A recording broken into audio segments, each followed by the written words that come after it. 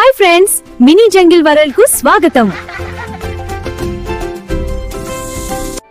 పెద్ద పక్షులు కూడా ఓడిపోయిన తుఫానులో ఒక చిన్న పక్షి ఎలా గెలిచిందో తెలుసా? ఒకప్పుడు ఒక అడవిలో ఎత్తైన ఆకాశాన్ని చూస్తూ ఒక బుల్లి పక్షి జీవించేది.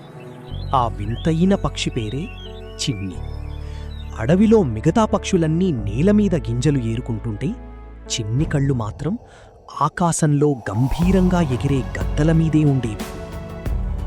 నా రెక్కలు చిన్నవే కావచ్చు, కాని ఆ మేఘాలను దాటి ఎగరాల్సిందే. ఒకరోజు నేను ఆ గద్దల్లాగే ఎత్తుగా గర్వంగా ఎగరాలి. ఈ మాట విన్న మిగతా పక్షులన్నీ పగలబడి నవ్వాయి. పిచ్చి, నీ సైజేంటి? ఆ గద్దల సైజేంటి? నీకు అంత శక్తి ఎక్కడిది? గాలి గట్టిగా వీస్తే ఎగిరిపోతావు. కాని చిన్ని ఆ నవ్వులను పట్టించుకోలేదు. తన సమాధానం మాటల్లో కాదు, చేతల్లో చూపించాలనుకుంది. ఆ రోజు నుంచే కఠినమైన ప్రాక్టీస్ మొదలుపెట్టింది.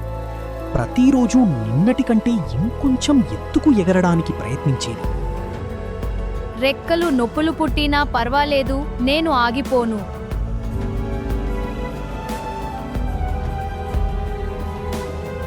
అలా కొన్ని రోజులు గడిచాయి. ఒకరోజు అనుకోకుండా అడవిని కమ్మేస్తూ ఒక భయంకరమైన తుఫాను వచ్చింది. ఈదురుగాలుల భయానికి పెద్ద పెద్ద పక్షులు, గద్దలు కూడా తట్టుకోలేక దారి తప్పిపోయాయి. అమ్మో, ఎంత పెద్ద తుఫాను!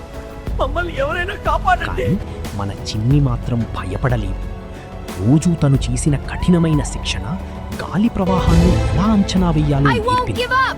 ఆ తుఫాను గాలులను dangerous. Turn చీల్చుకుంటూ ఎంతో I can చాకచక్యంగా make it through. సురక్షితంగా బయటపడింది.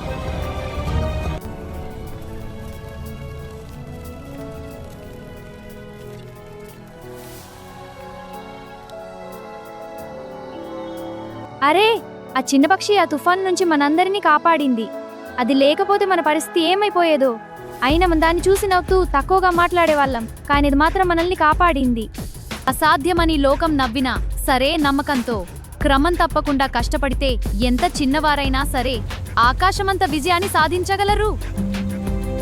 ఈ వీడియో నచ్చితే లైక్ చేయండి, షేర్ చేయండి, సబ్స్క్రైబ్ చేయండి, బెల్ కొట్టండి. నెక్స్ట్ ఏ వీడియో కావాలో కామెంట్స్లో చెప్పండి. Bye bye friends.